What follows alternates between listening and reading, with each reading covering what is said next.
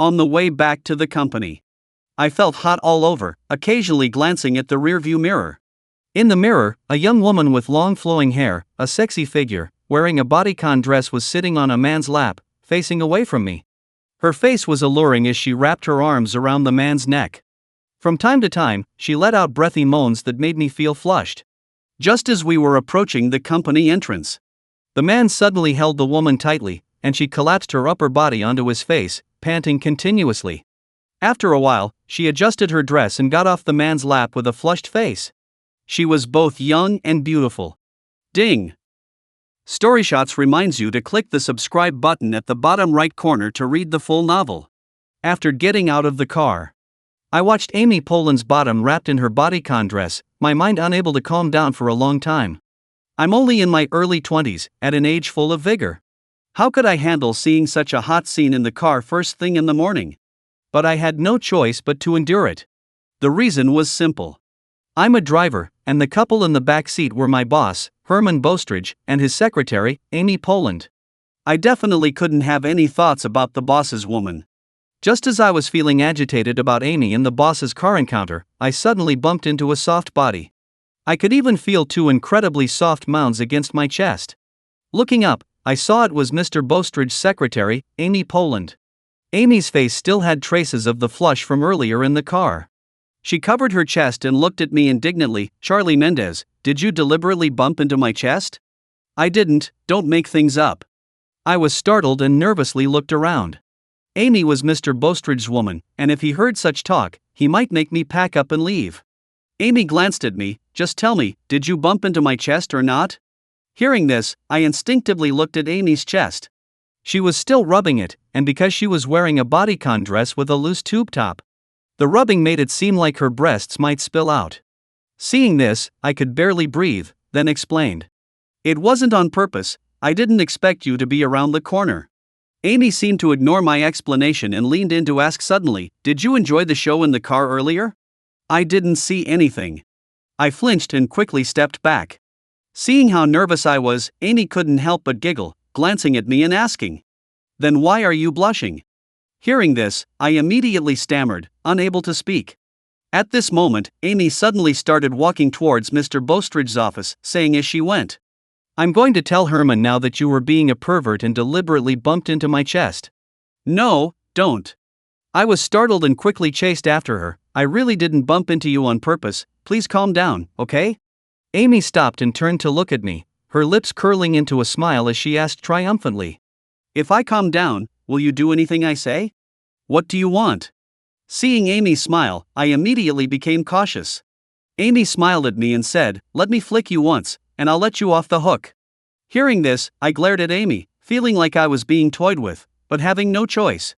I compromised but still looked at Amy warily, saying, "Just once, okay?" "All right, just once." Hearing this, Amy immediately smiled smugly. The moment Amy actually flicked me, I froze completely. Looking at Amy, who seemed like a demon, I couldn't describe how I felt. It was quite complicated.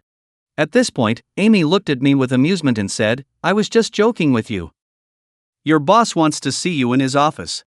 Hearing this, I looked at Amy with embarrassment, realizing that bumping into her at the corner was completely a trap she had set up. She was deliberately teasing me. But there was nothing I could do about it. Who made her Mr. Bostridge's bedmate now?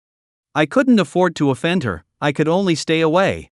After taking a deep breath and calming down a bit, I came to Mr. Bostridge's office and knocked on the door. Soon, Mr. Bostridge's voice came from inside. "Come in." I pushed the door open.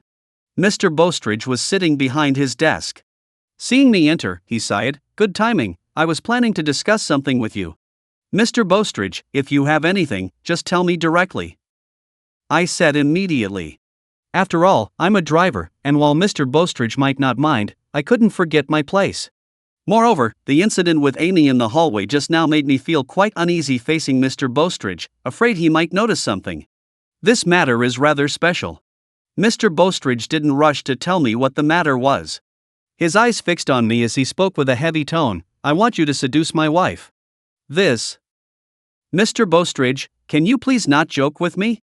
I was so startled I almost jumped up. Joking aside, who would ask someone else to seduce their own wife? But to my surprise, Mr. Bostridge showed no sign of joking. He kept staring at me and repeated, "I'm not joking with you. I'm serious. No, no, no." Even though Mr. Bostridge said he was serious, I still didn't believe it and kept waving my hands. "I can't do this. I really can't." "Is it that you can't, or you don't want to?"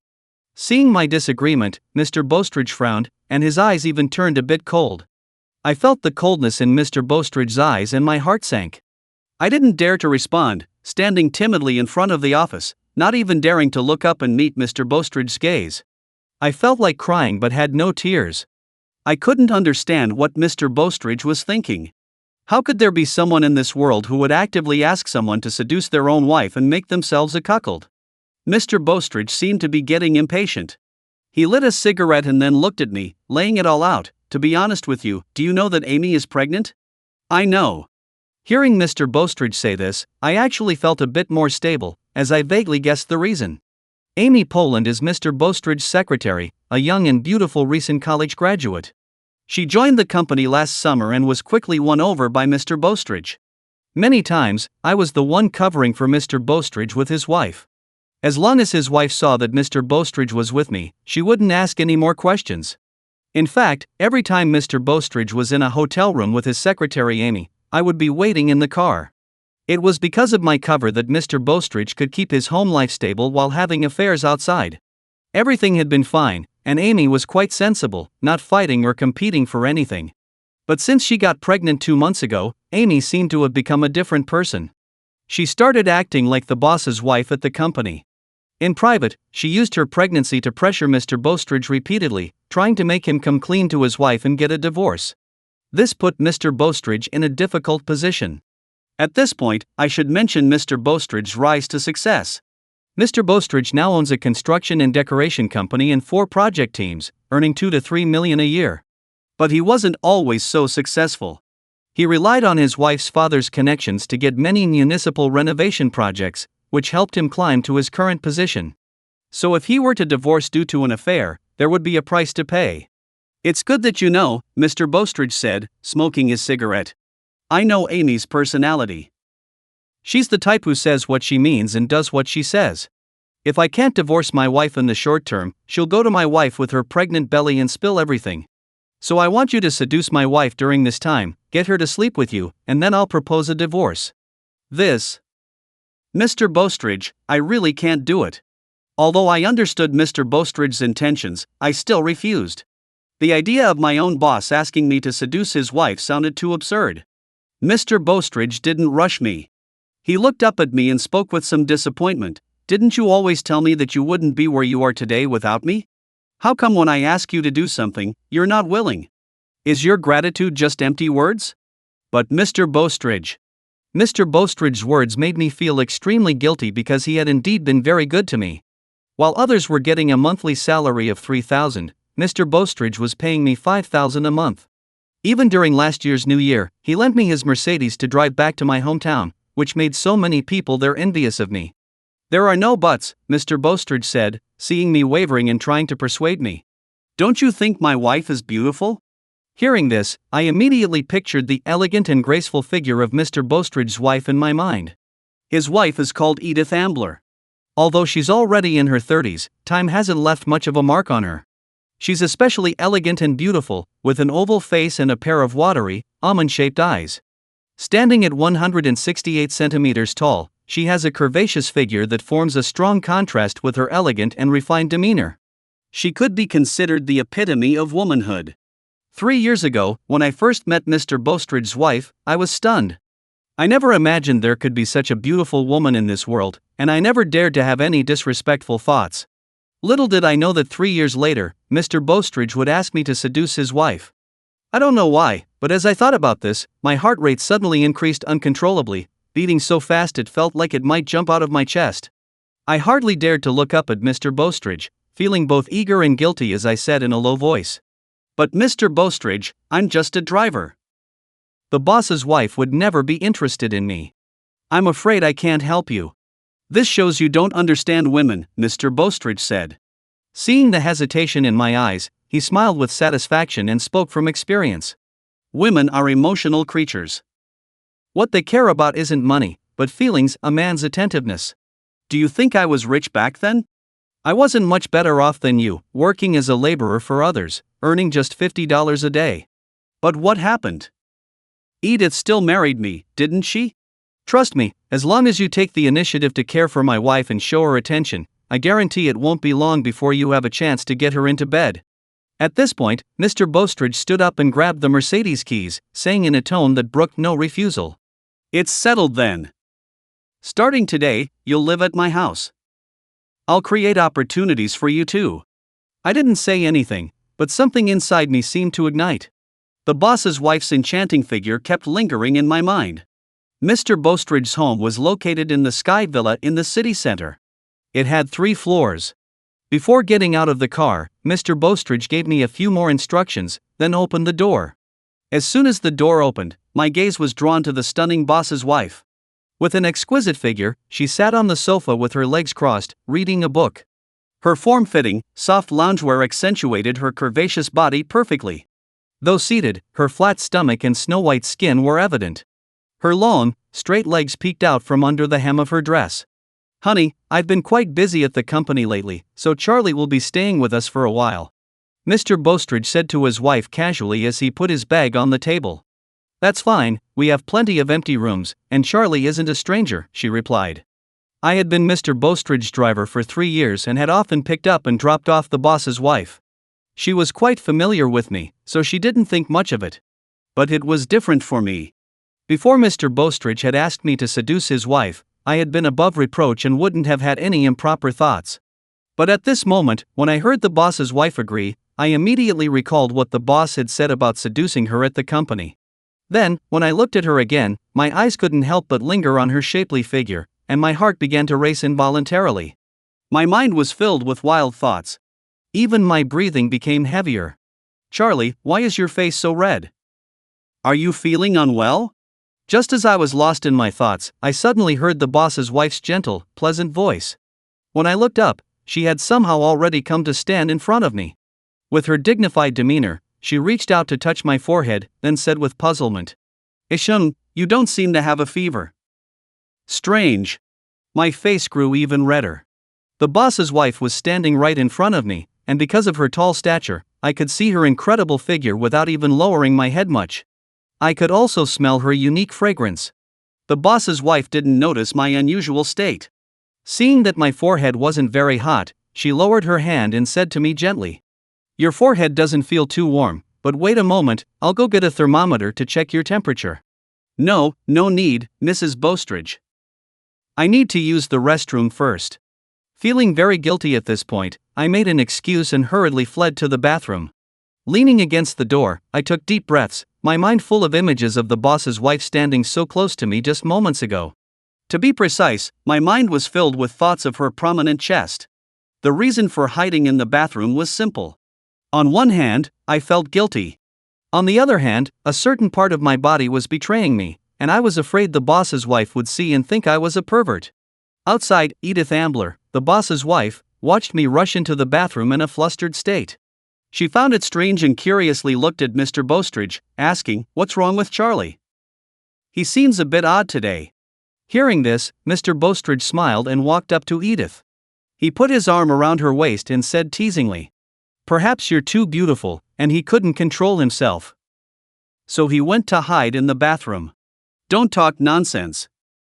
Charlie isn't that kind of person. The boss's wife was a very proper and dignified person.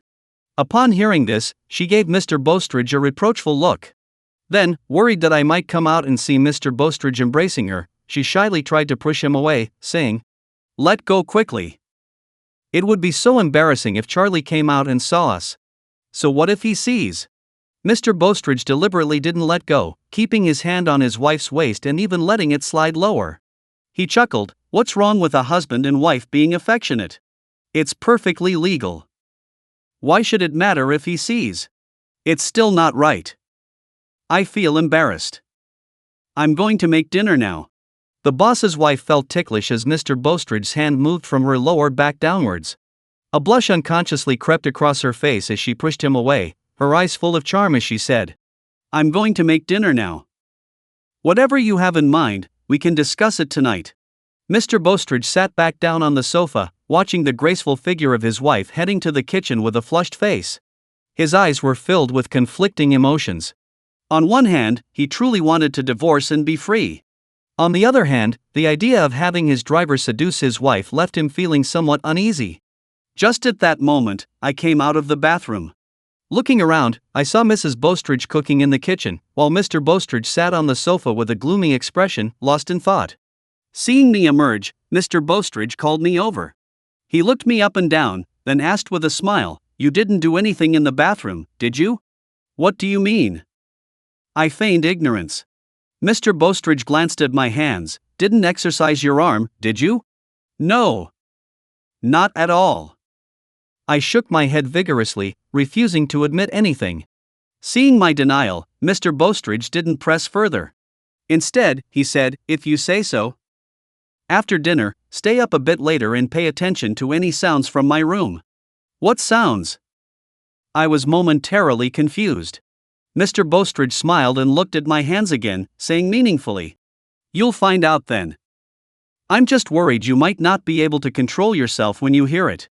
Charlie, you can stay in this room." After dinner, Mr. Bostridge showed me to my room. It was on the second floor, right next to the master bedroom on the east side. Yes, right next to Mr. and Mrs. Bostridge's room. Originally, this room was decorated for their future child, so they could easily take care of the baby if needed. However, after 10 years of marriage, Mrs. Bostridge still hadn't been able to conceive, so the room remained empty. I didn't have any particular thoughts about it. Wherever the boss told me to stay, I would stay.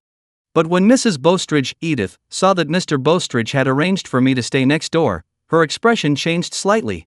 However, being a dignified and well-mannered woman, she didn't object in front of me. Instead, she looked at Mr. Bostridge with a gentle tone and said tactfully, "Aren't there many other rooms? Why put him in this one? This room is for our child." Mrs. Bostridge, with her graceful demeanor, looked at Mr. Bostridge mildly, her eyes conveying disagreement.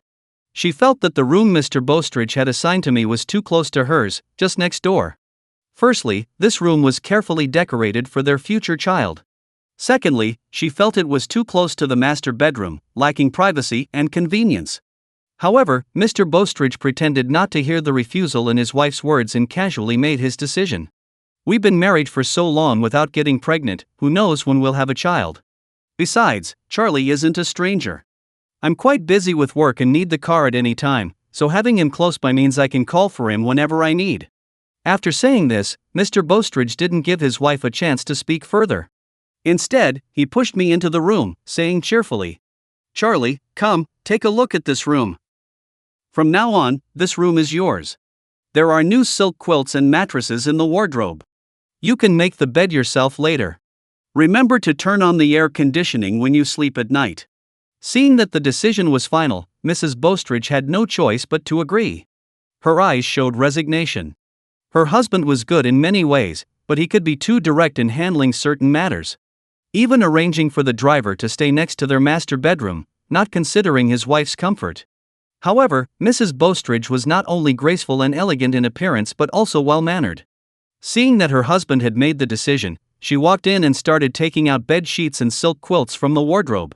With a smile, she said to me gently, "You're a man, so you probably don't know how to make a bed, right? Let me help you with that." I must say, Mrs. Bostridge was truly beautiful. Especially when she smiled at you with that gorgeous face, it was as if a beam of light shone into your heart. I was so amazed by Mrs. Bostridge's beauty that I momentarily lost myself. Quickly snapping out of it, I hurried forward to do it myself. "No need. I can make the bed myself. I've served in the military, making beds and folding sheets are basic skills for me." As I said this, I didn't dare to look at Mrs. Bostridge again. I felt extremely guilty, my heart racing. It was mainly because of what Mr. Bostridge had said to me earlier at the company, which was too shocking. He wanted me to seduce Mrs. Bostridge. How could I, a humble countryman, ever be worthy of such a task? I stole glances at the beautiful Mrs. Bostridge from the corner of my eye, feeling both excited and dejected, believing I wasn't good enough for her. Mrs. Bostridge seemed to remember my military background. She tucked a loose strand of hair behind her ear and said with a chuckle, "All right, I forgot you served in the military, Charlie. But since you're in our home now, you're a guest. Don't be so formal with me, just treat this place like your own home, okay? Despite knowing about my military service, Mrs. Bostridge didn't stop what she was doing. She continued to smile gently while bending over to carefully spread and smooth out the bedsheet. The golden sunset light refracted through the windowsill, casting a glow on the boss's wife. As if sprinkling a layer of sacred radiance on her, making her indescribably beautiful and captivating. I was stunned once again. I had never seen the boss's wife up close like this before, because my previous position was just a driver, and how could a driver dare to stare at his boss's wife for an extended period? That would be sacrilege. At this moment, I felt my shoulder being firmly grasped, startling me. I turned my head to see Mr. Bostridge, who had somehow put his arm around me, simultaneously giving my shoulder a firm squeeze. His eyes were smiling silently. Mr. Bostridge, while looking at his wife bending over in the sunset light, her curves accentuated, smiled at me with a certain implication in his eyes and said, "Go to bed early tonight, make sure you don't stay up too late, okay?" "Understood, Mr. Bostridge." Although I verbally agreed, my mind inexplicably recalled Mr. Bostridge's instructions before dinner. Stay up a bit later tonight and pay attention to any sounds from his room. What kind of sounds could they be? I couldn't figure it out for the life of me. But instinctively, I was extremely curious to know what would happen in Mr. Bostridge's room that night. This curiosity tormented me to the extreme. I couldn't fall asleep until 10 o'clock at night. And I felt hot and bothered. It's worth noting that although it was summer, I had the air conditioning on, and Mr. Bostridge's house used imported air conditioners, which were incredibly effective. Later, I summarized the reason. The reason was Mr. Bostridge's instruction to me before dinner. Mr. Bostridge had thoroughly piqued my curiosity, even though I didn't know what sounds he wanted me to pay attention to in his room. However, when it was 10:30 at night, there started to be some noise from the next room. Due to the wall between us, it wasn't very clear, but it sounded like people talking, or perhaps some other kind of sound. Even pressing my ear against the wall, I couldn't hear clearly. I could vaguely hear Mr. Bostridge talking with his wife. Mr. Bostridge seemed to be demanding something, while his wife was gently refusing. As is well known, everyone has curiosity. I was no exception. Especially since I was a young man in my early 20s, full of vigor, and coupled with the seed Mr. Bostridge had planted in my mind earlier at the company, "I want you to seduce my wife," that phrase was like poison. It had been tormenting my inner thoughts. So I began to waver internally. One voice, like a devil, kept tempting me to leave my room and eavesdrop outside Mr. Bostridge and his wife's master bedroom door, where I could hear more clearly. Another voice, like a sage, kept reproaching me, saying, "Charlie, what you're doing is wrong. How can you eavesdrop outside someone else's room? Isn't that the behavior of a petty person? How sleazy. Moreover, have you considered what would happen if you're caught? What would you do? Do you want to ruin your life?" Given the boss's wife's dignified and conservative personality, she would surely be furious and have Mr. Bostridge fire you. But the devil's voice kept repeating, "It's fine, what are you afraid of? You're staying at Mr. Bostridge's house because that's what he wanted, right? And he told you to pay attention to the sounds from his room. What's wrong with eavesdropping now? What's sleazy about it? As a driver, taking your boss's salary, shouldn't you listen to your boss?" The two voices kept conflicting in my mind. Gradually, the devil's temptation began to gain the upper hand. And this is human nature. When a person wants to convince themselves, they have 1,000 reasons to do so. So after an intense internal struggle, I decided to quietly open the door and go listen at Mr. Bostridge's bedroom door to find out what was really going on inside. But eavesdropping comes at a price. As I was about to open the door and go out, my heart felt like it was about to jump out of my throat. I was terrified of making any noise that the boss's wife might hear. Just as I was about to step out, I left my slippers in the room. So I went out barefoot. I was still afraid that wearing shoes would make noise while walking. At this moment, I was just like a guilty thief. Mr. Bostridge and his wife's room was less than 2 meters away. In the night, everything was so quiet. Normally, I could cross this distance in one step, but it took me a full minute to get there. With each step, I was extremely nervous. Due to the excessive nervousness, I felt my adrenaline secreting rapidly, and my back was soaked with sweat. If someone had tapped me on the shoulder at that moment, I think I would have been scared out of my wits. Nevertheless, I arrived at the door of the boss's wife's room. After difficultly moving my parched lips, I carefully leaned closer to the door. Being closer indeed had its advantages. I could vaguely hear the conversation between Mr. Bostridge and his wife inside. No.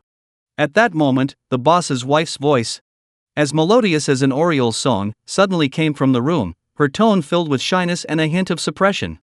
The instant I heard the boss's wife's voice, I felt as if I had been injected with adrenaline. The soft, embarrassed voice of the boss's wife continued to come from inside. Honey, please, don't. Charlie is staying right next door. It's too close. If we do anything, he might hear us. That would be so embarrassing. Don't you care about your wife's dignity? Soon, Mr. Bostridge's firm, low voice also came through. No way. Didn't we agree before dinner? You said you'd give it to me tonight. Mr. Bostridge's voice came through again, but this time it became more persuasive. Besides, it's so late now. Charlie must be asleep already. It's fine. And if you just hold back and don't make any noise, there won't be any problem. There was a brief silence. The boss's wife, hearing Mr. Bostridge say I was asleep, seemed to be swayed, though still hesitant. But honey, I'm still afraid I won't be able to hold back. She then coquettishly reproached Mr. Bostridge. This is your fault too. How could you arrange for Charlie to stay in the room next to ours? It's so inconvenient. He's a man after all. Didn't you consider your wife's feelings? It's really embarrassing for me, okay? And now that you've already promised him, I can't say much more. Haven't you always treated Charlie like a little brother?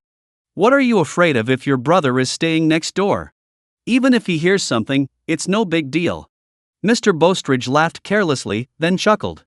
Besides, Charlie's still a virgin. If he happens to hear, it might give him some inspiration. How do you know he's a virgin? Charlie seems quite honest, and he's not bad-looking. How could he have never had a girlfriend? The boss's wife was curious. In her view, Charlie was in his early 20s, quite handsome and sunny, with a good physique. He should be popular with girls. He was in the army before, wasn't he? Where would he find a girlfriend in the army? Mr. Bostridge explained, then amusedly brought up an embarrassing story about me. I know he's still a little virgin because once when I was entertaining clients, I arranged a woman for him too. But when the girl just touched his hand, his face turned as red as a baboon's butt. He stammered and ran away. I nearly died laughing. Mr. Bostridge said this while I was right outside the door. My face burned with embarrassment. What Mr. Bostridge said was true, but at the time, I was partly shy and partly felt that my first time should be with someone I liked, not with a girl whose name I didn't even know. At the same time, I felt Mr. Bostridge was going too far by telling my embarrassing story to his wife. I was mainly worried it would ruin my image in her eyes, as she had a good impression of me before. She thought I was a man of good character and quality. But the boss's wife's mind clearly wasn't on me. Soon her voice came from the room. You arranged a woman for Charlie when entertaining clients? What about you? Did you arrange one for yourself? Of course not. My wife is so beautiful, how could those women compare to you? You've heard of upward compatibility, have you ever heard of downward compatibility? Mr. Bostridge, after all, was a boss who had dominated the business world for over a decade. His reaction was quick. Hearing Mr. Bostridge's words, the boss's wife's tone became much more delighted and coy. She softly murmured, her voice as beautiful as an oriole's, full of emotion, that's more like it. After that, the voices of the two people inside stopped. What came through faintly were rustling sounds. It wasn't clear. But it was very tantalizing. It was like a cat's claws constantly scratching at your heart, making me unconsciously put my ear closer to the door again. At this point, I could hear a little more clearly. I automatically ignored Mr. Bostridge's voice. I mainly focused on the boss's wife's voice. The boss's wife was panting, as if trying to suppress herself. If I still couldn't figure out what Mr. Bostridge and his wife were doing in the room at this point, I'd really be an idiot. After all, even if you haven't eaten pork, you've seen pigs run, right? And in fact, it was completely different from what Mr. Bostridge had just said. Every time Mr. Bostridge entertained clients at those places, he would always pick the escorts, and often start with two. It wasn't at all like he said, about not being downwardly compatible. Only his wife would believe him. At this moment, thinking of the boss's wife's dignified figure and beautiful face as she made my bed in the slanting sunset earlier, I couldn't help feeling that she deserved better. With her excellent qualities, yet she ended up with a scumbag like Mr. Bostridge. And just as I was lost in thought, due to my arm unconsciously pressing down on the door handle, it turned out the boss's wife's room door wasn't locked. The previously tightly closed room door suddenly opened. At this moment, not only did the sounds become much clearer, but the scene in the room also leapt into my eyes. Although not all the lights were on in the room, but by the light of the bedside lamp, I could still see in that brief moment that Mr. Bostridge was lying flat on the bed. He seemed to notice the room door had been opened and turned his head to look. Seeing it was indeed me, the corners of his mouth curled up, giving me a meaningful smile. But how could I be in the mood to laugh? I was scared half to death. The moment the door opened, I grabbed the handle with my heart pounding, then with my heart racing at 300 beats per second. I used all my strength to close the door without making a sound. The instant the door shut, I felt like I had just swum a lap in a pool. My clothes were soaked with sweat. Without resting, I quickly tiptoed, immediately returning to my own room, then locked the door, panting heavily. As the image of the moment Mrs. Bostridge's room door opened froze in my mind. Actually, the first person I saw wasn't Mr. Bostridge. It was Mrs. Bostridge. At that moment, my thoughts exploded like fireworks. And I saw a scene of flawless beauty, like a masterpiece created by God. Although the room was very dark, I could only see Mrs. Bostridge's ivory-like back, but even so, I instantly knew what Mrs. Bostridge was doing. She was sitting on top of Mr. Bostridge. What would a woman be doing sitting on top of a man? There is no need to spell it out. That's why it was so intense.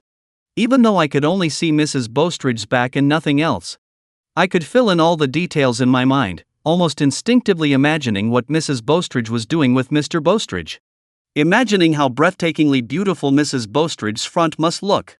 As I kept thinking about it, I realized I was getting a bit hot under the collar, and Mr. Bostridge's words to me at the office that afternoon kept repeating in my ears.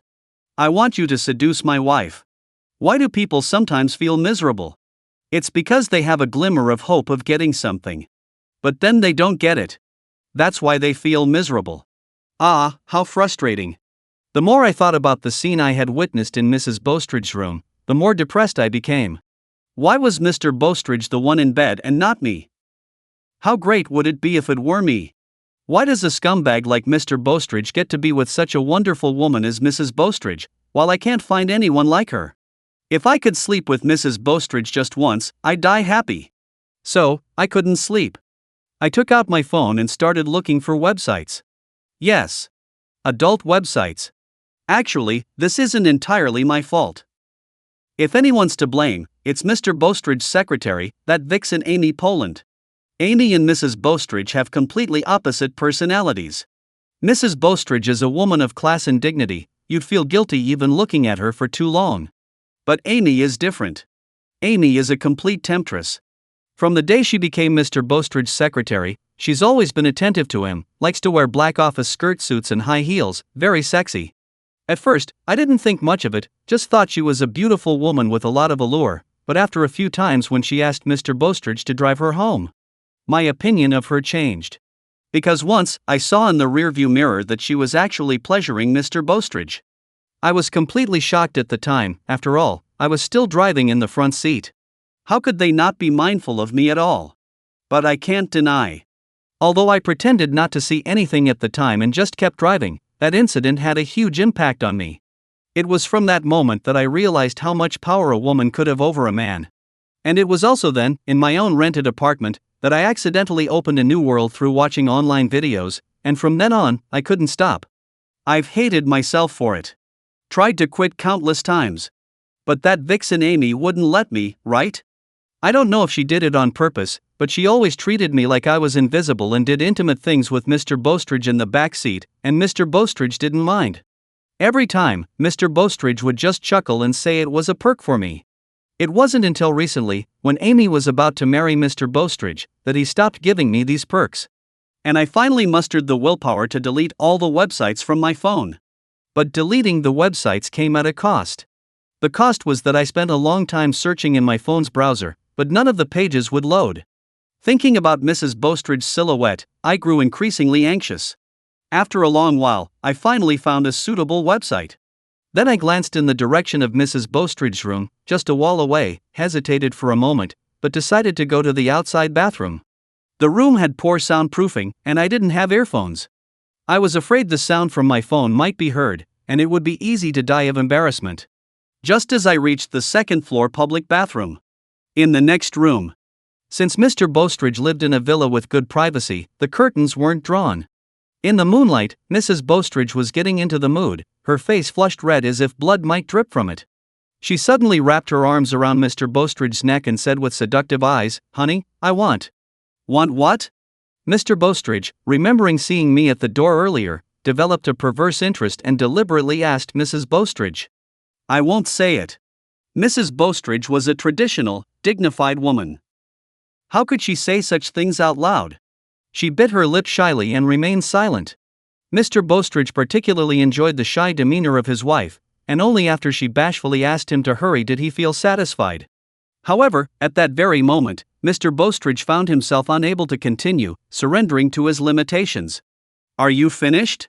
His wife looked at Mr. Bostridge uncertainly, her alluring eyes revealing a hint of lingering desire and disappointment. Over the past 6 months, Mr. Bostridge had rarely come home, and she could count on one hand the number of times they had been intimate. And now, it had ended just as it began. "The company's been busy lately, I'm a bit tired." Seeing the disappointment in his wife's eyes, Mr. Bostridge's male pride prompted him to offer an explanation. Ever since Amy became pregnant, he had indeed been feeling physically and mentally exhausted. "All right, you should get some rest then. I'll go freshen up." Mrs. Bostridge got out of bed. Though disappointed, her emotional intelligence prevented her from saying more. This was a matter of male pride, best left undisturbed. However, understanding doesn't negate feelings of letdown. After showering, Mrs. Bostridge came out to find Mr. Bostridge already asleep. She sighed softly, then hesitated before changing into the nightgown she had specially chosen for today. She then quietly left the room. In the moonlight, her legs appeared long and straight, her silhouette slender and perfect. In the second-floor communal bathroom, I was watching a movie. At first, I had the volume very low, but gradually I felt it was too quiet to hear clearly. It was late, and Mr. Bostridge and his wife had their own ensuite, so they were unlikely to use this bathroom. So I boldly turned up the volume bit by bit. As I recalled the scene I had witnessed in the mistress's room earlier, while watching the movie, the bathroom door suddenly opened to something that never happens. Mrs. Bostridge appeared in the doorway. Startled by the unexpected intrusion, I was even more shocked to see it was her. I could barely speak. "Mrs. Bostridge? Charlie, you." When Edith opened the door and saw what I was doing, she froze. The phone was still playing inappropriate sounds. She quickly realized what was happening. Her face turned bright red. Embarrassed and angry. "I can't believe you're this kind of person," Edith angrily exclaimed before turning to leave without looking back. "Oh no." I was terrified seeing Mrs. Bostridge so upset. After a moment of panic, I instinctively chased after her.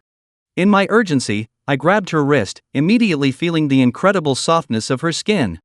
But I had no time to dwell on that.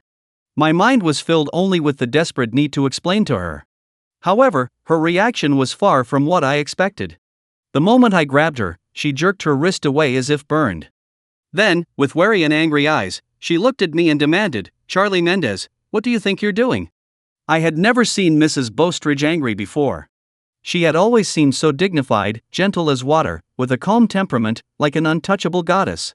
Tonight was the first time I'd seen her angry. My heart sank. Not just because of her anger, but also because of how she had jerked away from my touch as if burned, wounding my pride. But explanations were still necessary. I managed to gather my composure and looked at her pleadingly, saying, "Mrs. Bostridge, please let me explain." "Explain what?"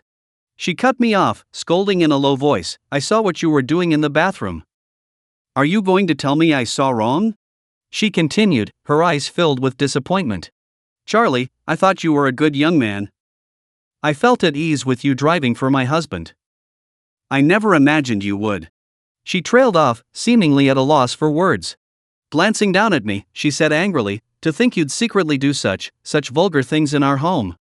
I stood there helplessly as she berated me, feeling ashamed and regretful, but unable to find the words to explain myself. The emotions were indescribable. "Nothing to say?" "Oof." Seeing my silence, she scoffed, then turned to go back to her room, no longer wishing to speak with me. "Wait, don't go." Seeing her about to leave, I quickly took another step forward. Despite feeling awful and unsure how to explain, I subconsciously didn't want her to leave. Because if she left, it meant I would be forever branded as a lewd, despicable person in her mind. That was the last thing I wanted. But she was clearly wary of me. As soon as I took a step, she glanced at the nearby bedroom door and warned, "You'd better not follow me, or I'll call my husband. He's still awake." But, although I was scared, I still wanted to explain, because what just happened was too embarrassing. Who could have thought that when I was using my hand, the boss's wife would suddenly open the door and come in? Moreover, the boss's wife's room had its own private bathroom. I never imagined she would come to the outside bathroom in the middle of the night. But saying all this now was useless. What's done is done. Seeing that I still seemed to want to linger, the boss's wife turned towards the bedroom, making as if to call out loudly for Mr. Bostridge to come out. Her lips were forming the word honey. "No, no, no, I won't follow you. I'm going back to my room now." Seeing this, I was so frightened my heart almost jumped out of my throat. I quickly raised my hand to indicate I wouldn't follow her anymore, and then, fearing she wouldn't be reassured, I immediately returned to my own room with complicated emotions. Back in my room, I couldn't help but slap myself. I regretted why I had to masturbate, why I didn't lock the bathroom door. Now, the boss's wife had seen everything, and who knows what she might think of me now. She probably thinks I'm a man of low character, especially perverted. I felt a bit wronged. Because I had never touched a woman, and I didn't want to do these things either, but sometimes when stimulated by external factors, I just couldn't help it. Thinking of this, the alluring figure of Mr. Bostridge's secretary, Amy Poland, appeared in my mind. It's all because of that detestable woman. If she wasn't so shameless, always seducing Mr. Bostridge in the car, how would I have developed this bad habit of using my hand? After all, I'm a normal man. Which normal man would remain unmoved seeing others doing those things in his back seat? Even a monk couldn't have no reaction at all. Damn that temptress. Thinking of Amy, I gritted my teeth. The boss's wife had always been a goddess in my heart, and I always respected her very much when I saw her, not daring to have even a hint of blasphemy. I didn't want to ruin my image in her heart. As a result of what just happened, how could I not feel upset? Not regret? So I took out my phone, deleted the website I had found with great difficulty once again, and swore that I would never do these things again.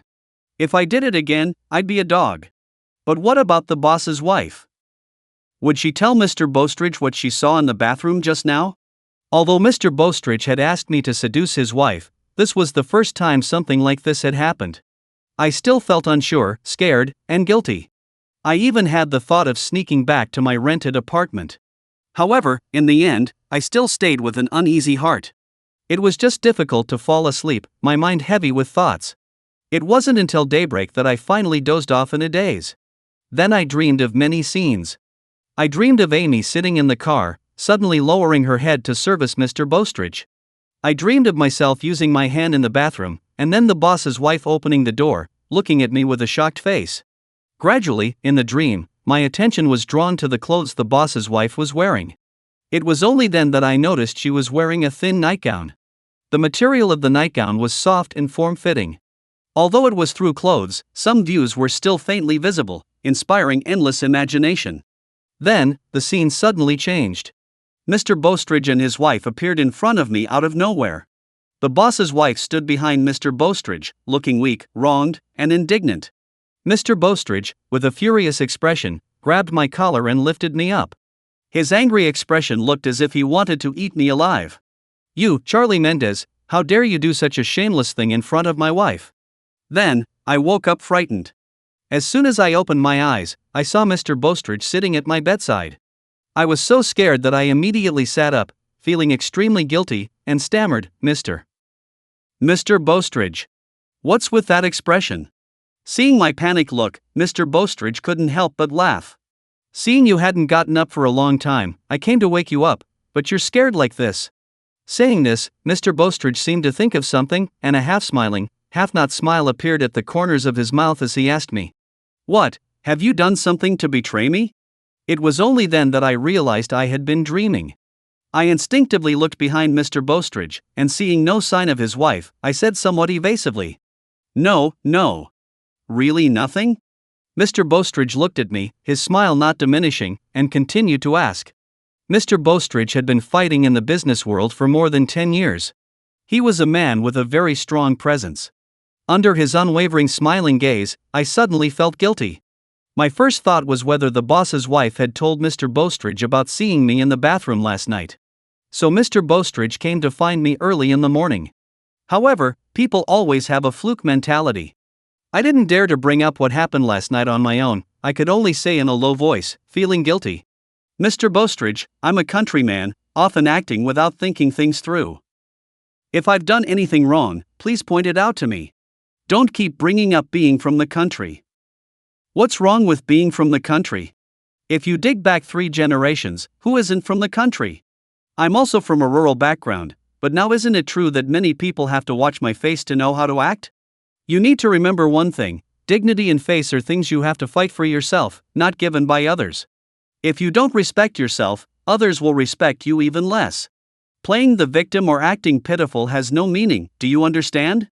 When Mr. Bostridge heard me mention being from the countryside, the smile disappeared from his face. He lectured me with a tone of admonishment. I have to say, Mr. Bostridge is truly a man with very keen intuition. In fact, I did have a bit of intention to play the victim and act pitiful. It's human nature. When facing those in higher positions, we instinctively show our vulnerable side, just like a wolf exposing its belly to the alpha to show submission. I was the same. I didn't want to give up everything I had now, not just the $5,000 monthly salary, but also the Mercedes-Benz I got to ride in. These things brought me a great sense of vanity, and I also didn't want to never see the boss's wife again. In this world, I felt the boss's wife was the most beautiful and charming woman. It's just that because the boss's wife was too beautiful and alluring, I never dared to have any improper thoughts. It wasn't until yesterday afternoon in the company office when Mr. Bostridge planted a restless seed in my heart that I started to have a hint of blasphemous thoughts about the boss's wife. However, Mr. Bostridge's words also had a big impact on me. Dignity and face are earned by oneself, not given by others. A man should make his mark in the world. Who doesn't have a bit of ambition? I understand, Mr. Bostridge. I nodded, my heart surging, to indicate that I understood. Seeing this, Mr. Bostridge nodded with satisfaction, then smiled again and brought up the purpose of his visit. He looked at me with a low chuckle and asked directly, "Was last night's view exciting?" It was only then that I realized Mr. Bostridge hadn't come because the boss's wife had complained, but because of my eavesdropping last night. Thinking of how the boss's wife had called out honey so beautifully over and over last night, and the smooth curves of her back like white jade, I couldn't help but nod. "Is my wife's figure good?" Mr. Bostridge asked again. I looked up at Mr. Bostridge, a bit afraid to say. After all, Edith was Mr. Bostridge's wife, and this was a rather taboo subject for men. I was afraid that if I really said it, Mr. Bostridge would get angry. But Mr. Bostridge didn't seem angry at all. Instead, he said with a smile, "It's okay, speak boldly. I saw you last night. If I really minded, I would have kicked you out long ago." Seeing that I didn't speak, Mr. Bostridge asked again, "Tell me honestly, is my wife's figure good or not?" "Good." The image of the boss's wife's long, jade-like back appeared in my mind, and I nodded courageously. You're still young. When you've experienced more women, you'll know what a top-tier mature beauty is. My wife's figure isn't just good, it's exceptional. To truly appreciate how good it is, you'd need to explore it in depth. At this point, Mr. Bostridge smiled meaningfully, then sighed. If it weren't for the fact that she can't have children, and Amy happened to be pregnant, I wouldn't be willing to let you have her. Otherwise, forget about letting you seduce my wife, I'd gouge out your eyeballs if you even dared to look at her.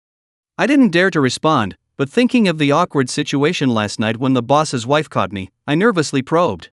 "Where's Mrs. Bostridge?" "She's downstairs." "I almost forgot, thanks for reminding me. Get up quickly, Ish has made breakfast. Come down to eat, and after breakfast, you'll come with me to the company." When I asked about Mrs. Bostridge, Mr. Bostridge remembered that he had come up to call me for breakfast, and he urged me to get up and go downstairs quickly. I went downstairs. The first thing I did was look for Mrs. Bostridge. She was bringing out the prepared dishes from the kitchen and placing them on the dining table. Unlike yesterday's body-hugging, soft, very feminine home dress, today the boss's wife was dressed a bit more conservatively. She wore casual linen clothes and pants, with a pair of flat embroidered blue lotus shoes similar to cloth shoes. No matter when, she always gave people a stunning impression, and it was hard to guess her age. She could pass for a 25-year-old young mature woman. She could also be a 35-year-old who could ooze honey. Or she could be a perfect 30-year-old without seeming out of place. In short, Edith Ambler was the kind of beautiful woman who made people immediately overlook her age when they saw her. And it wasn't just a surface beauty like Amy's, but a complex quality that combined dignity, elegance, and grace. In terms of appearance, she was also very stunning. Because of what happened last night, after I came downstairs, I carefully observed the boss's wife's expression. However, the boss's wife acted as if nothing had happened. After putting the dishes on the dining table, she sat down next to Mr. Bostridge as usual, eating with grace and good manners. She ate in small bites. Neither hurried nor slow. Completely different from my wolf-like devouring when I eat. Seeing that the boss's wife didn't speak up, I didn't dare to say much either. I could only lower my head and eat. Although the boss's wife seemed normal and hadn't mentioned last night's incident to Mr. Bostridge, I could still sense a hint of distance in her face. After breakfast, I saw the boss's wife walking towards the kitchen, so I quickly got up and followed her. Looking at the beautiful boss's wife, I forced a smile and tried to ingratiate myself. "Mrs. Bostridge, let me do the dishes." "No need." She refused coldly. "It's no trouble, I insist." I was about to step forward. I said no need. Mrs. Bostridge turned her head and glanced at me, her eyes calm and cold. This distant look suddenly stung me, leaving me frozen in place, momentarily at a loss. At the dining table, Mr. Bostridge lit a cigarette after dinner, watching the silhouettes of Mrs. Bostridge and me in the kitchen, lost in thought. On the drive to the company, I thought about Mrs. Bostridge's coldness and distance this morning, feeling a bit distracted. She used to be very polite to me. Every time I drove Mr. Bostridge home, she would warmly invite me in to sit for a while. Once, she even secretly gave me one of Mr. Bostridge's cigarettes. Although she deliberately did it in front of Mr. Bostridge, pretending to sneak it to me. I still felt Mrs. Bostridge's friendliness towards me, completely different from her coldness this morning. Just then, Mr. Bostridge's voice suddenly came from behind. "Did anything happen between you and my wife last night?" "Ha?" I was startled and quickly said, "No, nothing happened at all. I'm just saying, she seemed a bit off this morning, like she was unhappy about something." Mr. Bostridge pondered for a moment, then looked up at me driving and asked uncertainly, "Charlie, do you think she might have noticed when you opened the door and came in last night?" "No way." After a brief recollection, I said confidently, "Mrs. Bostridge had her back to me then, she couldn't have seen me." Mr. Bostridge thought about it and agreed. After so many years of marriage, he knew Edith's character, very conservative and traditional. She'd even be too shy to give him pleasure. If she had discovered Charlie peeking last night, she would have definitely blown up on the spot. Then Mr. Bostridge looked at me with lingering fear and said, "But Charlie, I didn't expect you to be so bold. I only meant for you to eavesdrop, didn't think you'd dare to open the door and peek. Let me tell you, Edith may seem gentle, but she's actually quite conservative and strong-willed deep down. If she found out you were watching us in bed, she definitely wouldn't allow you to stay by my side anymore. Then it would be hard for you to get close to her again. I didn't mean to open the door." Seeing Mr. Bostridge's anger, I hurriedly explained. I accidentally pressed on the door handle, and then the door opened. I was startled too at that moment. "Oh, I see." Mr. Bostridge suddenly understood and didn't think much more of it. He looked up at me and started imparting his experience. "But being careful isn't a bad thing. Women are different from us men. Men prefer direct approaches, while women need gradual progress. Especially with conservative women like Edith, you can't rush. You have to conquer her bit by bit, let her adapt gradually, then she'll naturally give in when the time is right. Charlie, I'm telling you, don't mess up my plans, got it?" I nodded to show I understood. Then I thought of Amy Poland, who had voluntarily serviced Mr. Bostridge in the car shortly after joining the company last year. She and Mr. Bostridge didn't progress gradually at all. Their relationship developed at a shocking speed. So I curiously asked, "What about Amy Poland?" Mr. Bostridge glanced at me when he heard this. With that look, I knew I had said the wrong thing. Before, Mr. Bostridge and Amy were just fooling around, and he was happy to share some of Amy's charms with me. But now it's different. Mr. Bostridge is going to marry Amy. The change in status brings about a psychological change. Now Amy is his fiancée, his future wife, so of course he doesn't want me to discuss Amy in front of him anymore. However, Mr. Bostridge really did treat me as a confidant. He looked at me for a while, then shook his head and confided in me. "Amy's family isn't well off. She's after my money, including now pushing to marry me. It's all for the money. I can talk money with her. Edith is different from her. Edith never lacked money since childhood, so you can't talk money with her, you have to talk about feelings. That's why we can't rush it." Seeing Mr. Bostridge confide in me, I felt quite touched.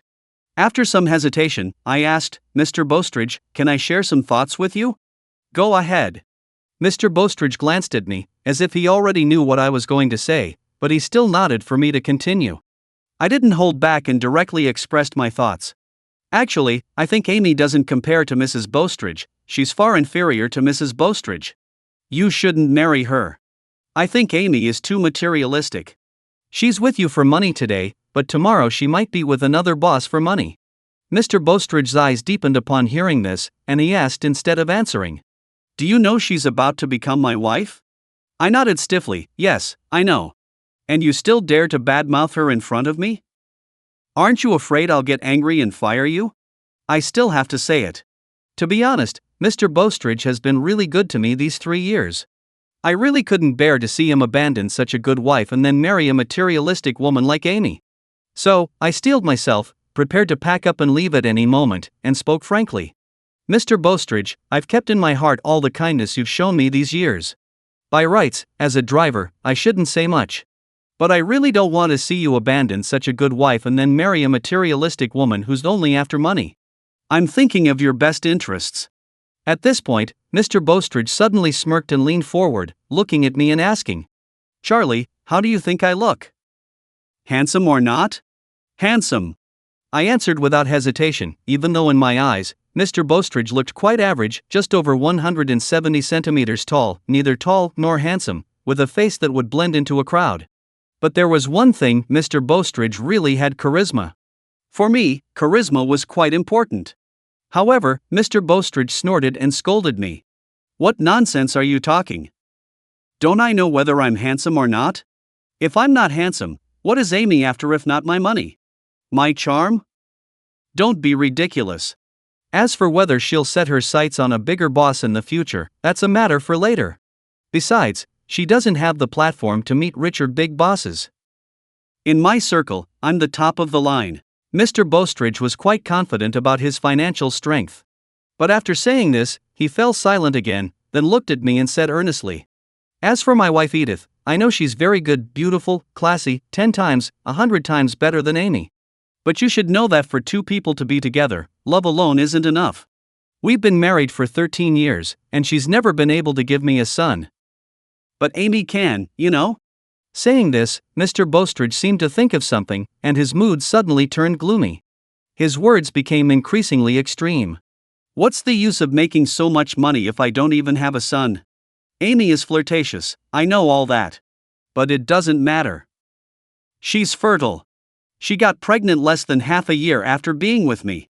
And what's wrong with her being after money? I have money. She does whatever I tell her to do. If I tell her to kneel in front of me, she obediently kneels and does it. What's wrong with marrying her?" I don't know what Mr. Bostridge experienced in his 13 years of marriage. But I could hear that Mr. Bostridge seemed to have many unspoken difficulties, so while Mr. Bostridge was speaking emotionally, I remained quiet and just listened. After venting, Mr. Bostridge calmed down a bit. He lit a cigarette, lowered the car window, and looked outside. "Charlie Mendez." Mr. Bostridge suddenly called my full name. I was a bit surprised and glanced at Mr. Bostridge in the rearview mirror. He usually called me Charlie and rarely used my full name. This time Mr. Bostridge didn't look at me. He kept looking outside and said to me in a somewhat desolate tone, "There aren't many good women in this world. In the future, for women you can get with money, invest less emotion. For women you get with emotion, spend more money on them." As he was speaking, we arrived at the company. From a distance, I saw a tall woman standing at the company entrance. She was wearing a professional skirt suit and black stockings, with makeup as exquisite as Dodgie's. She was carrying a limited edition LV handbag. When she saw the car stop, she immediately swayed over gracefully. Amy Poland. Mr. Bostridge's mistress. Also the culprit who forced Mr. Bostridge to suggest that I seduce his wife. Yes, I admit Amy is very beautiful, more beautiful than the women in my village. She's highly educated, knows how to dress well, and has great fashion sense. I shamefully admit I've fantasized about Amy several times for release. But this doesn't prevent me from disliking Amy. I'm not being hypocritical. I just don't like women with casual private lives, and I look down on them.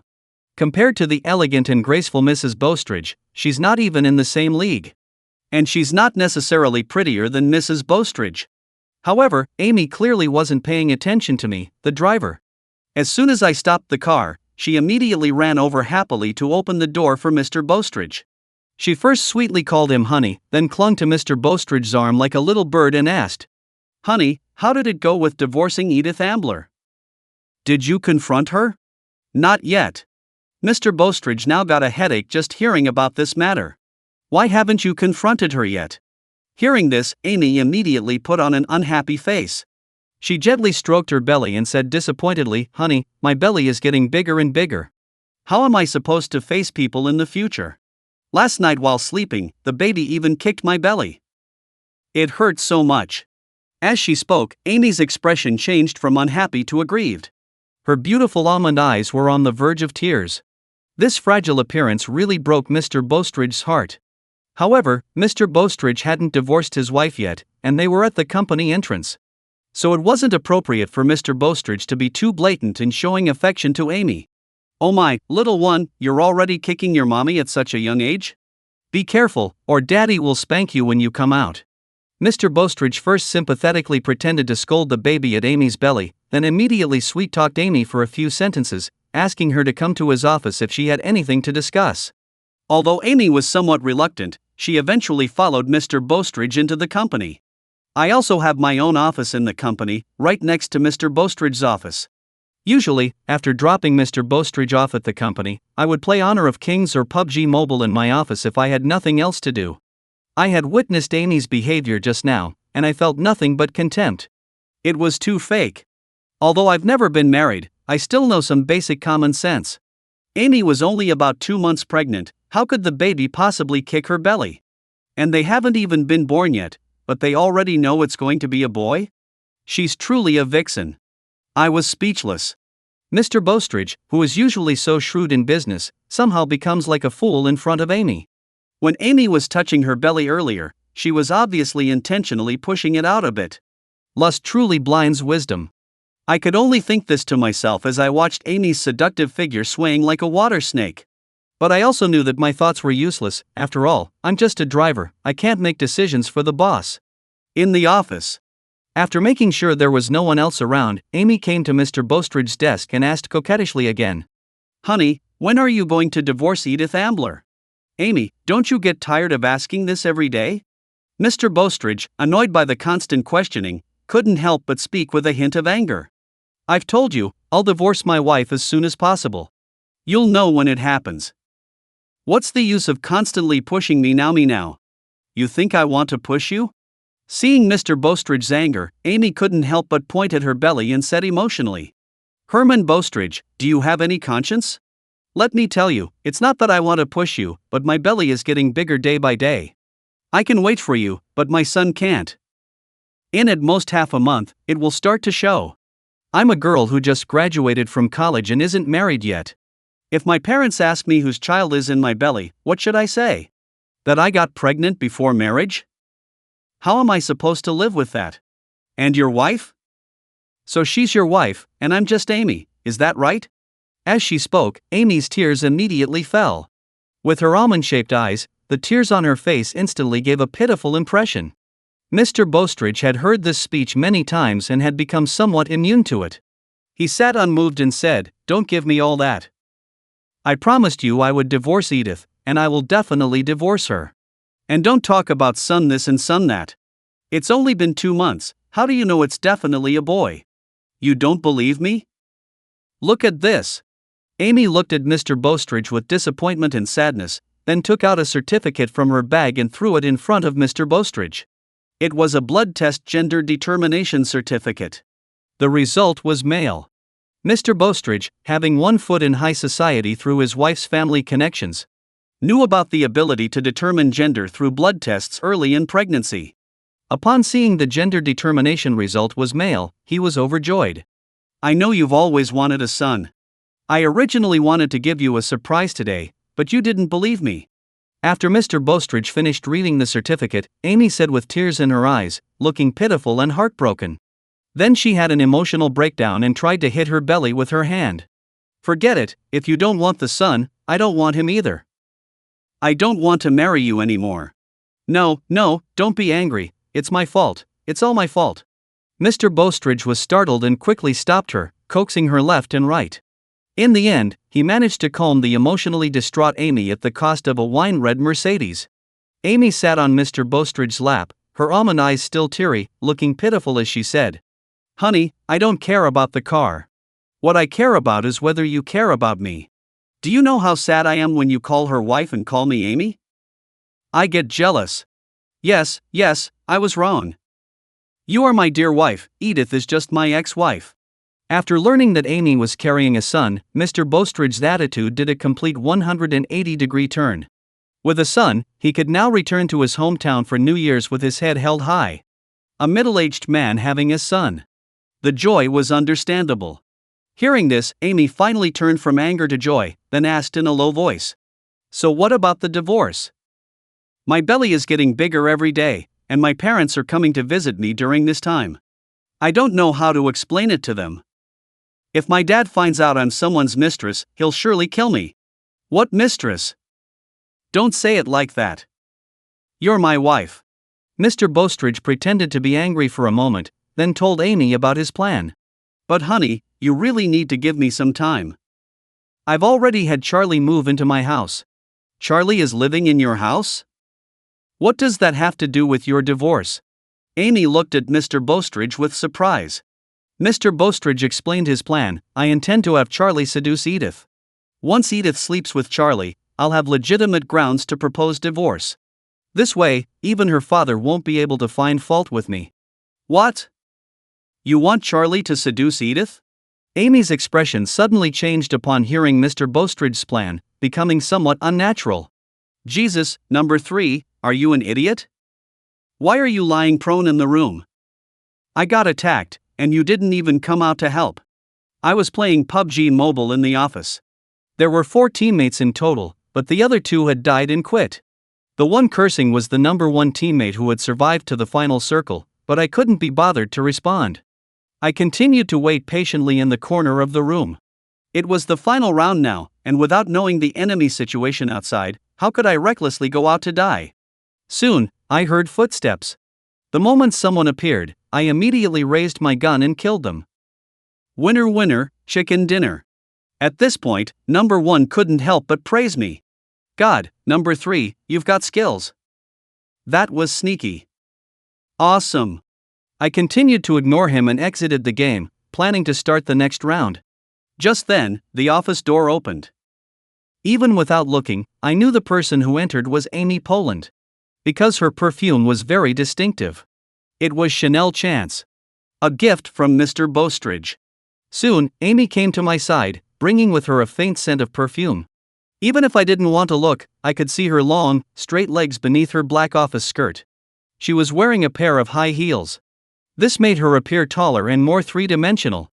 I have to say, Amy is truly a temptress. Especially when those smooth, straight beautiful legs stood next to me, it was lethal, always making one want to reach out and touch them. However, Amy seemed completely unaware of this fact. She stood beside me, leaning over to look at my phone, and said in a sweet voice, "Are you playing PUBG? Can you take me with you?"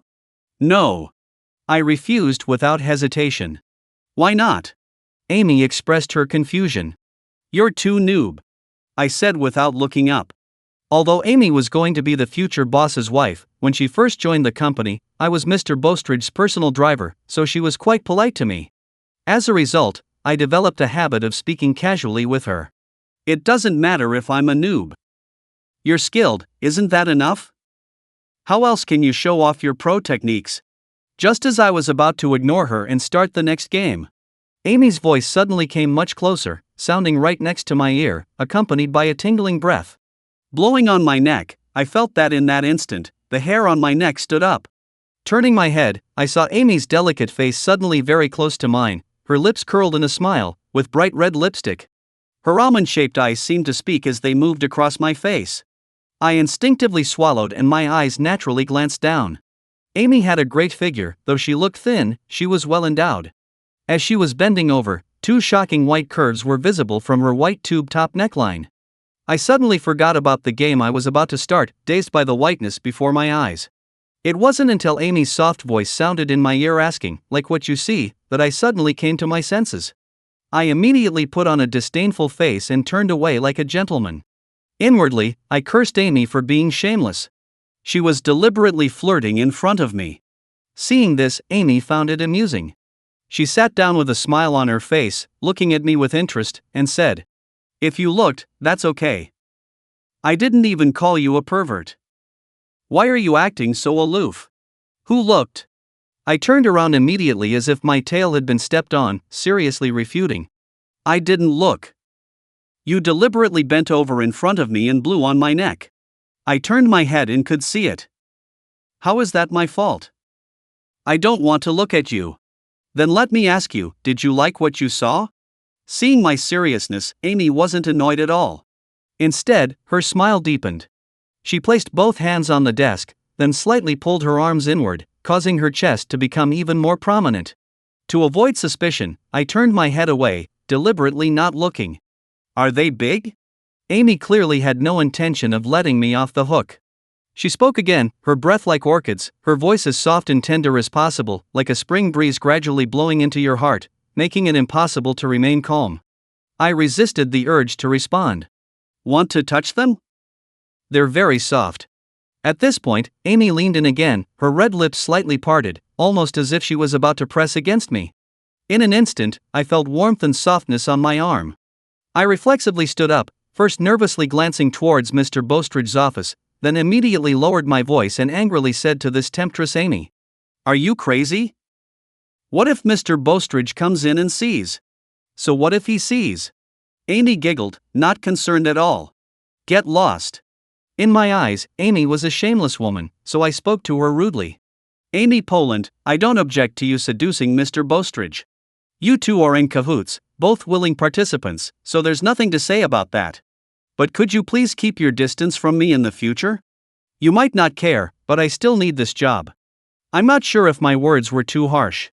After hearing this, the smile on Amy's face suddenly disappeared. She just stared at me without saying a word. It was then that I noticed Amy could actually look quite attractive when she was being serious. There wasn't a hint of frivolity in her expression. It even made me feel a bit sympathetic towards her. Charlie Mendez. Amy looked at me, her tone completely different from her usual flirtatious manner. Instead, it carried a hint of disappointment and sadness as she asked, "In your eyes, am I just a shameless, cheap woman? Do you think I'm so dirty that even being close to me would taint and defile you?" I had never seen Amy with this expression before. Usually, she was very flirtatious and always smiling. In front of Mr. Bostridge, she acted like a little vixen. When had she ever shown such a pitiable expression?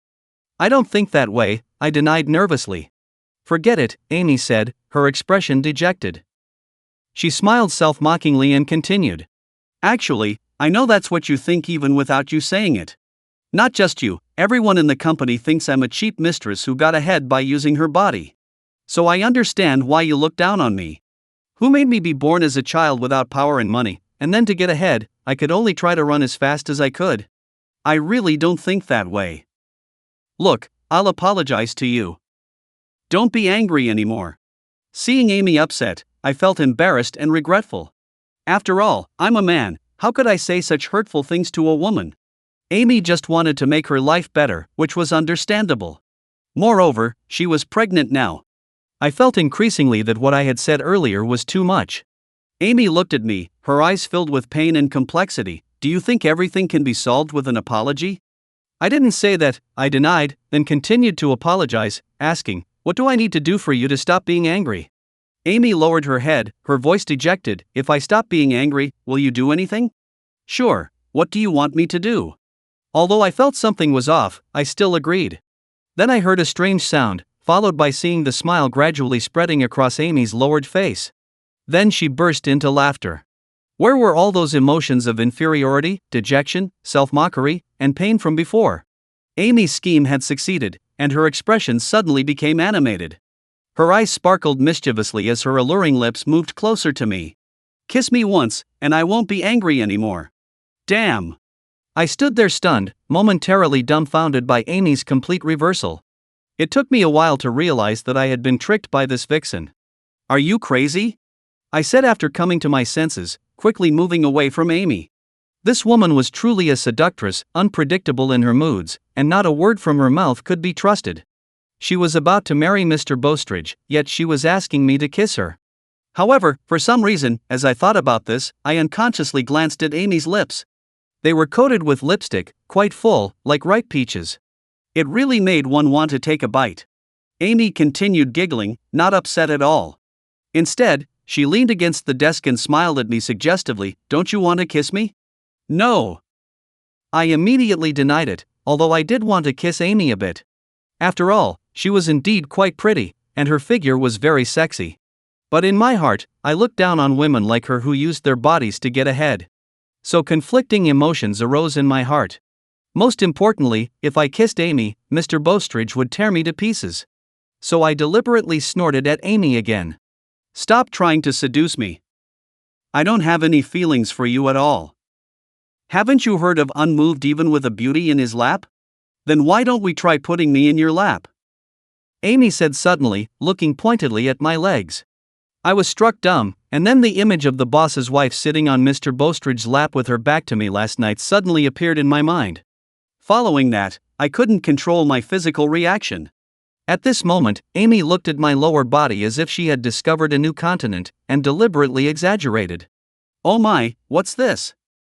Didn't someone say they would be unmoved? How come there's a reaction down there before I even sat down? It has nothing to do with you. I'm not reacting because of you. My face turned bright red immediately. I found a chair to sit down, hunching my body to prevent Amy from seeing. But strangely, although I still disliked Amy, I seemed to secretly hope she would be even bolder. Then, realizing this thought, I felt an even stronger reaction, while also cursing myself for being so weak-willed. How could I have no self-control at all? Wasn't this a classic case of the mouth says no, but the body says yes? Amy, unaware of my thoughts, looked around and said in an exaggerated tone. Well, it seems like I'm the only one here. It's none of your business anyway. I didn't dare say it was because I thought of the boss's wife and had a reaction, let alone say I hoped Amy would be bolder, because Amy, that vixen, she really dared to be bold. I felt like crying. How could there be such a difficult woman as Amy in this world? Seeing that I kept avoiding her, Amy put away her playful attitude and sat down beside me, asking, I heard Mr. Bostridge is now asking you to seduce Edith Ambler? I immediately raised my head when I heard this. Did Mr. Bostridge tell you? Yes. Amy nodded, then looked at me and asked softly, what do you think about it yourself?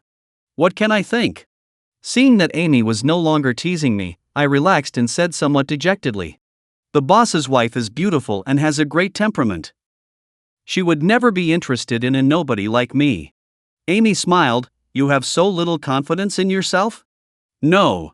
I thought of the boss's wife's distant attitude this morning, and immediately felt both disappointed and sad. At this rate, forget about seducing the boss's wife to sleep with me. I'd be lucky if she didn't kick me out of her house.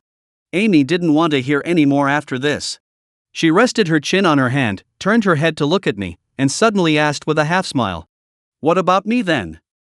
Between me and Edith Ambler, who do you like? Of course I like the boss's wife.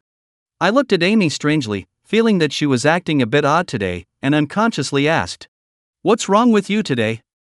Why are you acting so weird? As a result, Amy pouted and said pitifully, I'm jealous. Huh? Jealous of whom? I was shocked when I heard this. Amy looked at me, her tone unchanged. Who do you think? I had never heard Amy say she liked me before, so I was stunned. Then, avoiding her gaze, I forced a smile and said awkwardly, Don't joke around, you're about to marry Mr. Bostridge. Me marrying Mr. Bostridge doesn't conflict with me liking you. How is that possible? I couldn't understand. You like me, but you're going to marry Mr. Bostridge? What's so hard to understand? Some people, you can like them, but you can't have them. At this stage in my life, I need money, and Herman Bostridge happens to be rich, so I need to marry him. At this point, Amy looked up at me and asked soberly, Is that so difficult to understand? I didn't say anything, because I remembered what Mr. Bostridge had told me in the car when we came to the company. He said there was nothing wrong with Amy being after money, and he happened to have money. In other words, they were both getting what they wanted. One wanted the other's money, and the other wanted a young body. They were both living very clear-headed lives. But I couldn't accept it. Amy actually said she liked me, but was going to marry Mr. Bostridge. Isn't that strange? So I looked at her probingly and asked, Do you really like me? Why would you like me? I don't have money either. Amy countered, Who else should I like then? In Herman's company, besides you who's the same age as me and looks decent enough, the rest are all construction workers in their 40s or 50s. If I don't like you, should I like them? I was speechless again, but I had to admit, after Amy confessed to me, my dislike for her had lessened quite a bit.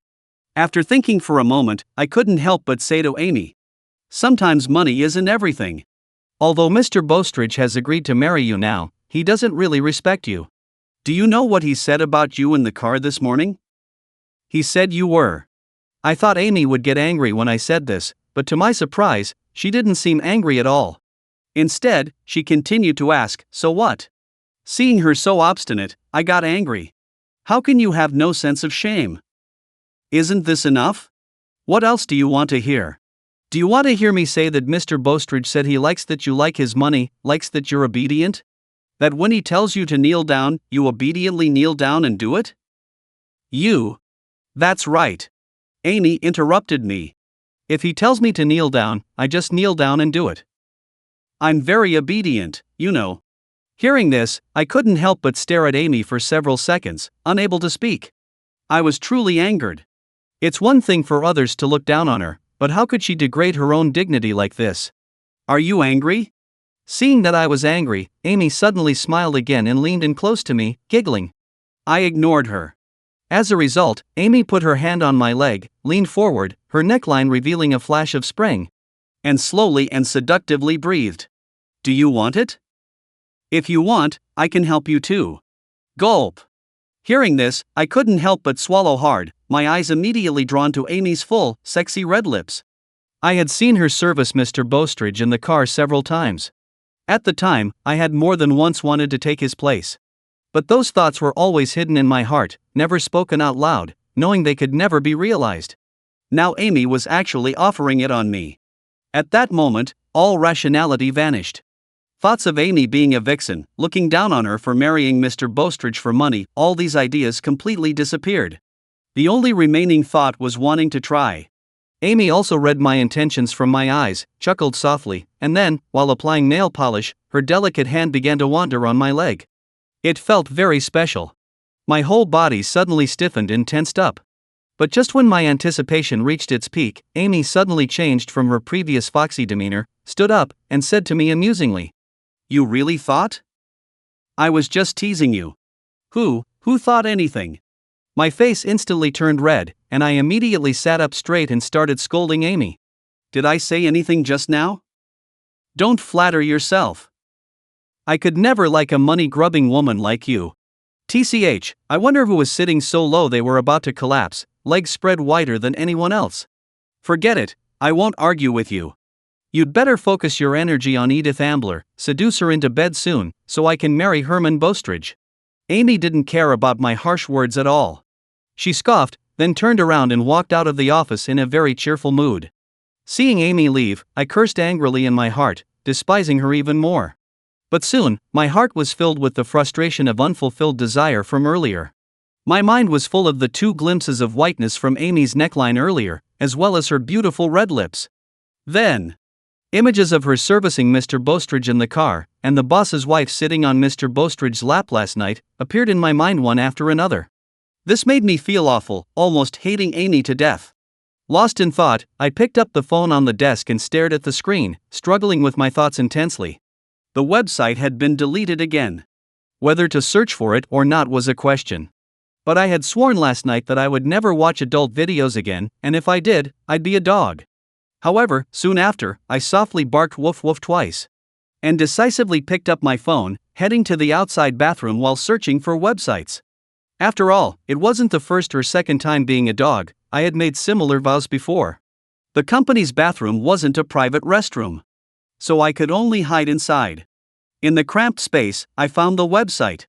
But the annoying part was that too many people would come into the company bathroom. I couldn't turn on the sound.